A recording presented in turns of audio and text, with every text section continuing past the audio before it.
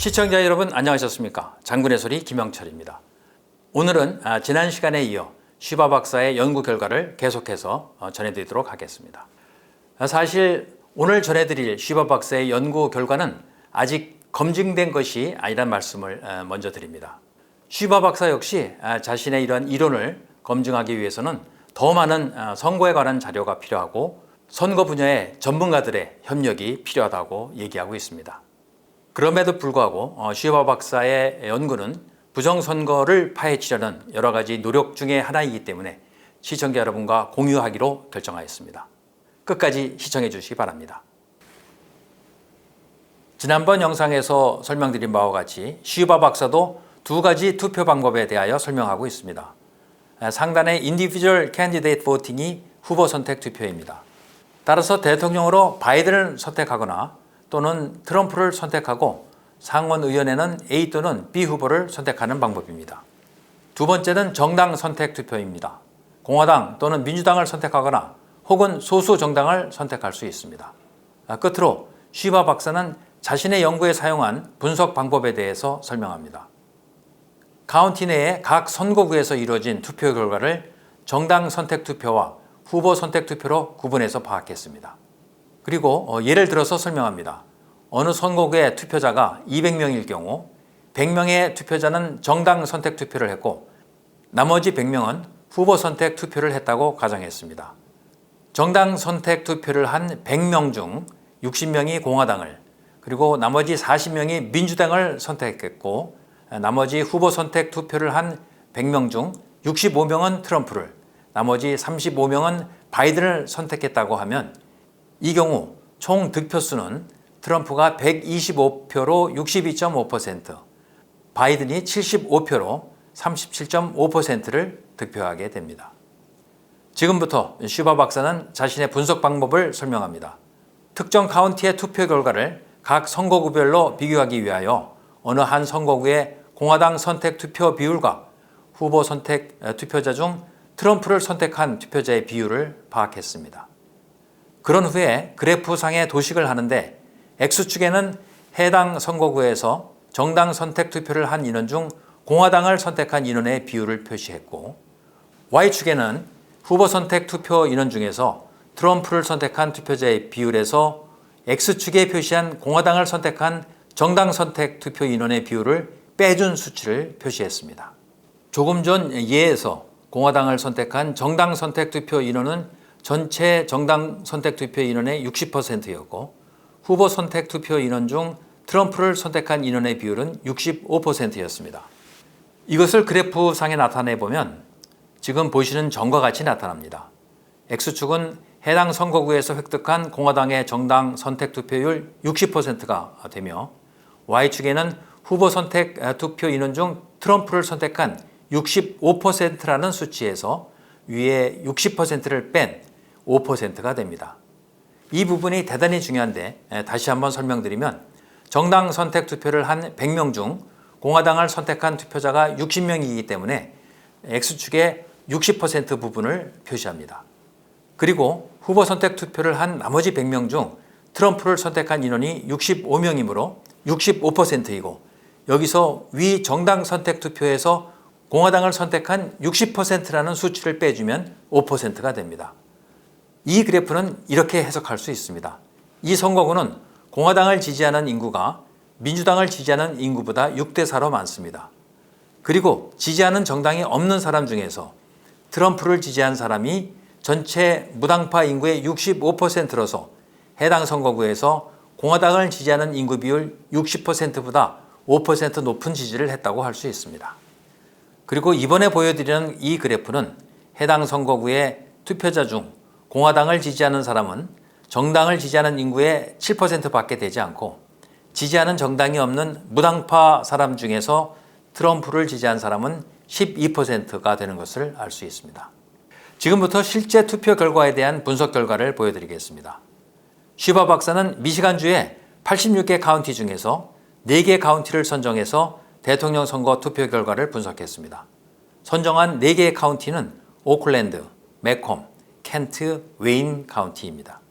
이 그래프는 오클랜드 카운티의 우편 투표 결과를 보여주는 것입니다.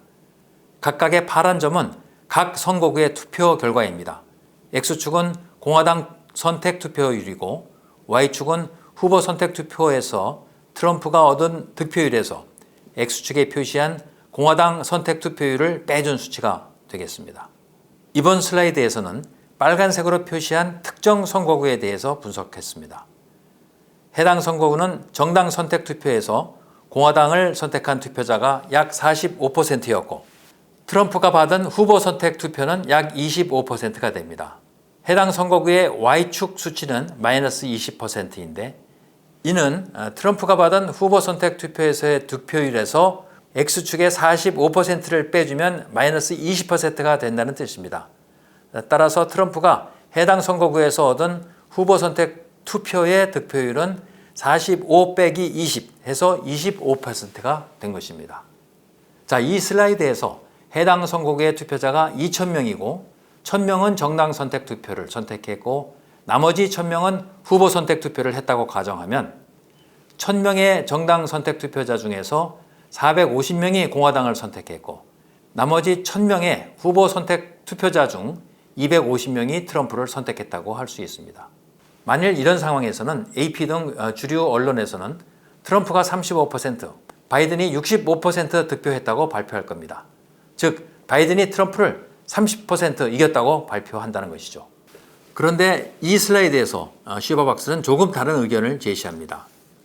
만일에 이 선거구에서 1,000명의 정당 선택 투표자 중에서 45%가 공화당을 지지했기 때문에 나머지 후보 선택 투표자 1,000명도 트럼프를 45% 선택했다고 가정한다면 2,000명의 투표자 중 트럼프가 900표, 바이든이 1,100표를 득표했다고 볼 수 있습니다. 그래서 처음 보여드린 그래프와 방금 전 그래프의 차이를 보면 트럼프의 득표 900표 중에서 200표가 바이든에게 간 것으로 추정하고 있습니다. 지금 보시는 그래프는 오클랜드 선거구의 선거 당일 투표 결과인데요. 당일 투표에서도 우편 투표와 같은 형태의 결과를 보이고 있습니다. 오클랜드의 사전 우편 투표와 당일 투표를 함께 보여드리면 사전 우편 투표에서는 약 4만 표, 당일 투표에서는 약 2만 표가 조작된 것으로 보이며 트럼프의 표 3만 표가 바이든에게로 넘어간 것으로 판단하고 있습니다. 지금 보여드리는 것은 매콤 카운티의 사전 투표와 당일 투표 결과라서 약 3만 3천 표가 조작된 것으로 보입니다. 다음은 켄트 카운티 투표 결과로서 총 4만 5천 표가 조작된 것으로 보입니다. 지금 보고 계시는 도표는 웨인 카운티의 선거 결과인데 조작의 흔적이 보이지 않습니다. 지금까지 본 3개 카운티의 득표 그래프와는 확연히 다른 것을 볼 수 있습니다. 자, 다음은 정상적으로 치러진 투표 결과에 대한 그래프를 보여드립니다. 이 도표는 2008년 엘라바마주의 제퍼슨 카운티의 선거 결과입니다. 다음 도표는 사기나우 카운티의 선거 결과입니다. 이 도표를 보면 정상적인 투표가 어떤 모습을 보여주는지를 잘 나타내고 있습니다. 바로 이런 곡선 형태, 즉 초기에는 어느 정도 증가하다가 중간 일정 부분은 평행선을 유지하고 그 다음에 감소하는 득표 결과를 보이는 형태의 그래프가 정상적인 투표 결과의 모형이라는 것입니다. 그러나 지금 보고 계신 이런 형태의 그래프는 비정상적인 투표 결과라는 것이죠. 어느 정도 증가하다 평행을 유지하고 감소하는 것이 아니라 우하방으로 거의 직선 형태로 일정하게 감소하는 모형의 그래프가 부정선거의 시그널이라는 것입니다. 바로 이런 형태의 투표 결과가 부정선거가 있었음을 암시하는 단서라는 것이죠.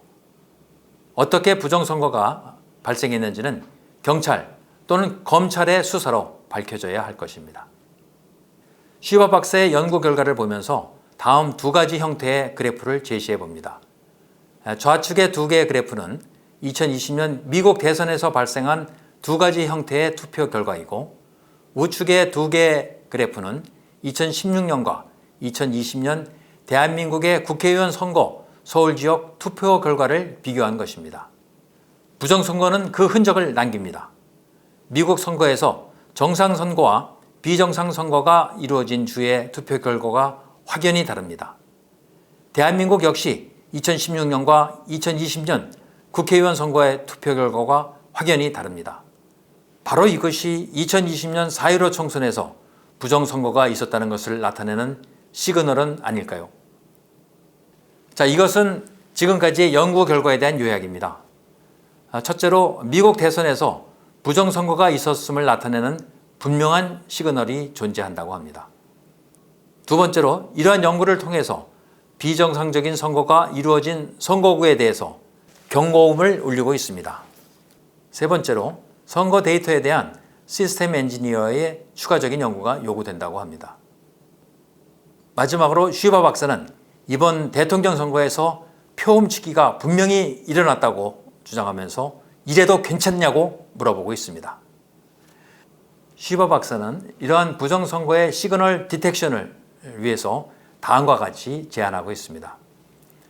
우선 첫 번째로 완전한 투표 시스템에 관한 국제기구의 필요성을 언급했는데, 이를 위해서 무결 선거 시스템 연구 프로젝트를 즉각 가동할 것이라고 하면서 많은 전문가들의 참여를 바라고 있습니다. 그리고 이런 활동에 관심 있는 분들을 줌 미팅에 초청해서 추가적인 토의를 가진 것 같습니다. 지금까지 2회에 걸쳐서 미국 MIT의 슈바 박사의 부정선거를 탐지하는 시그널 감지법에 대해서 소개해드렸습니다. 지금까지 소개해드린 내용은 학문적으로 정착되거나 검증된 내용은 아닙니다. 아직까지는 슈바 박사의 수학적 능력을 기초로 수립한 가설 단계의 연구 결과라는 것을 말씀드립니다. 앞으로 많은 보완과 발전이 필요하다고 생각하면서 학문적 능력을 갖추고 계신 학자 또는 연구자들께서 함께 힘을 합해준다면 완전한 선거제도를 갖추는 데 도움이 될 것 같습니다. 지금까지 슈바 박사의 연구 결과에 대해서 설명을 드렸고요. 우리나라 중앙선거관리위원회가 해야 될 일이 바로 이런 것들이 아닌가 생각합니다. 개발도상국들을 대상으로 AUF이라는 세계 선거기관 협의회를 만들어서 전자개표기 또는 전자투표기를 무상으로 지원해줘서 부정선거 시비에 휘말릴 것이 아니라 투명하고 완전한 선거제도를 갖추고 부정선거를 찾아내고 예방하려는 노력을 지원해줘야 한다고 생각합니다. 지금까지 시청해주신 시청자 여러분께 감사드리면서 오늘 장군의 소리 여기서 마치겠습니다. 감사합니다.